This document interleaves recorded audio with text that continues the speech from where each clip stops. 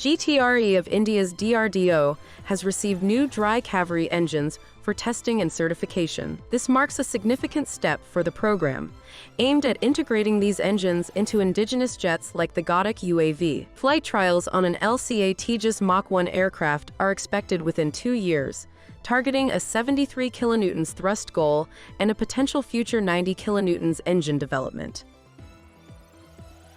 GE and HAL are negotiating a deal for F414 engines with an 80% technology transfer agreement. GE aims to co-develop an engine with DRDO for India's AMCA jets. The F414, with a 98 kilonewtons thrust, is set to evolve into a 120 kilonewtons variant, featuring enhanced durability engine technology for improved performance and efficiency.